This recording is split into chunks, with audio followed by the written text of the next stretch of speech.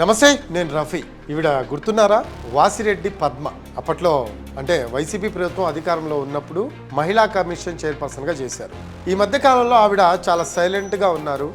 ఏం కలిసి రావట్లేదు ఆవిడికి అనేది ఒక వాదన అయితే వినిపిస్తూ ఉంది. అసలు వాసిరెడ్డి పద్మ విషయంలో ఏం జరిగింది, ఎందుకు ఈరోజు ఆవిడ మౌనంగా ఉంటున్నారు అనేది మనం ఒకసారి విశ్లేషించాం. వాసిరెడ్డి పద్మ ఎంత డెడికేటెడ్గా ఉంటారంటే, నేను చూసిన మహిళల్లో అంటే వైసీపీ ప్రభుత్వంలో ఉన్నప్పుడు రోజా ఎంతగా గట్టిగా మాట్లాడేవారో అదే రేంజ్లో వాసిరెడ్డి పద్మ కూడా మాట్లాడేవారు.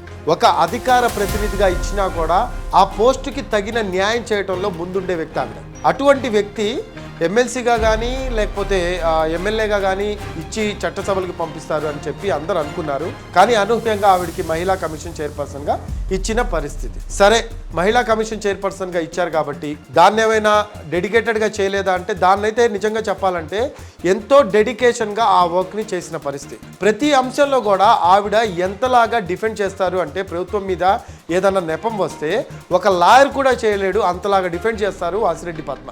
అటువంటి ఆవిడ సడన్గా వైసీపీ నుంచి వేరే పార్టీలోకి వెళ్ళిపోవాలి అని ఆలోచన చేయటం ఎందుకు వచ్చింది అనేది ఒక వాదన అయితే వినిపిస్తూ. సరే, మొత్తం మీద ఆవిడ గతంలో ఎమ్మెల్సీగా కావచ్చు, ఎమ్మెల్యేగా కావచ్చు ఆశించారు సీటు, అయితే రాని పరిస్థితి. ఆవిడది వచ్చేసి ఉమ్మడి కృష్ణా జిల్లా జగ్గయ్యపేట. ఆ జగ్గయ్యపేట ఎమ్మెల్యే సీట్ అయితే ఆశించారు, కానీ అక్కడ సిట్టింగ్ ఎమ్మెల్యే ఉన్నారు సామినేని ఉదయభాన్. ఆయన వైసీపీలో ఉన్నారు, ప్రస్తుతం అయితే జనసేనకు వచ్చిన పరిస్థితి. సో సామినేని ఉదయభాన్ని కాదని అక్కడ ఎమ్మెల్యే సీటు ఇవ్వలేని పరిస్థితి ఉంది. కాబట్టి వైసీపీ అధిష్టానం ఆవిడికి ఎమ్మెల్యే సీటు ఇవ్వని పరిస్థితి. కారణాలు ఏదైనా కావచ్చు, చిన్నగా ట్రాక్ మార్చుకుంటూ వైసీపీ నుంచి బయటికి వచ్చేశారు వాసిరెడ్డి పద్మ. వైసీపీ నుంచి బయటికి వచ్చిన తర్వాత కూటమికి అప్రోచ్ అయ్యారు. ఆ కూటమికి అప్రోచ్ అవ్వటానికి ఆవిడికి దొరికిన ఆప్షన్ ఏంది అంటే కేసినేని చిన్ని త్రూ ఆవిడ కూటమిలో జాయిన్ అవ్వడానికి పావులు కదిపారు లోకేష్ త్రూ. కానీ అది అవ్వలేదు. తర్వాత లోకేష్ చంద్రబాబు నాయుడిని అప్రోచ్ అవ్వటం, కూటమిలోకి వాసిరెడ్డి పద్మ వస్తారని అడగటం. కానీ చంద్రబాబు నాయుడు ఉమ్మడి కృష్ణా జిల్లా కార్యకర్తల అంటే వాళ్ళ దగ్గర నుంచి సజెషన్స్ తీసుకోవటం, ఎక్కువ మంది కార్యకర్తలు ఆమె చేరికను వ్యతిరేకించడంతో చంద్రబాబు కూడా పార్టీకి చెడ్డ పేరు వస్తుంది, పార్టీని బాహాటంగా తిట్టిన వ్యక్తిని ఈరోజు మనం పార్టీలో ఎలా తీసుకుంటామని చంద్రబాబు ఆవిడ్ని దూరం పెట్టినట్టు రకరకాల వాదనలు అయితే వినిపించాయి. ఫస్ట్ ఆప్షన్ అయితే ఆవిడికి సంబంధించి కూటమి. నెక్స్ట్ ఇప్పుడు దేంట్లో చేరే అవకాశం ఉంది వాసిరెడ్డి పద్మ అనేది చాలా రకాల వాదనలు అయితే వినిపిస్తూ ఉన్నాయి. అయితే బీజేపీలో మొగ్గు ఫస్ట్ మనం జనసేన గురించి మాట్లాడుకుందాం. జనసేనలో ఏమన్నా మొగ్గు చూపుతారా వాసిరెడ్డి పద్మ అనే ఒక వాదన అయితే వినిపిస్తూ ఉంది. అయితే జనసేనలో చేరే అవకాశం లేదు. జనసేనలో చేరాలని ఆలోచించినప్పటికీ కూడా Samineni Udayabhanu sitting MLA, YCP sitting MLA, ఆయన జనసేనలో చేరారు.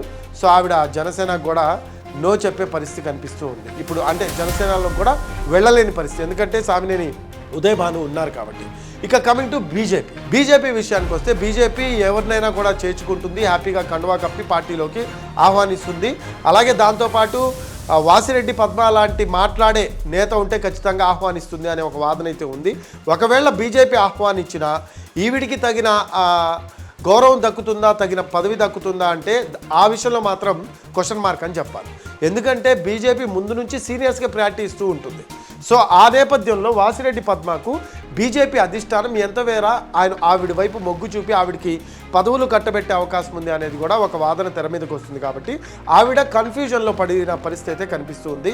సో మొత్తం మీద ఓవరాల్గా 1 సంవత్సరం నుంచి ఖాళీగా ఉన్నారు వాసిరెడ్డి పద్మ.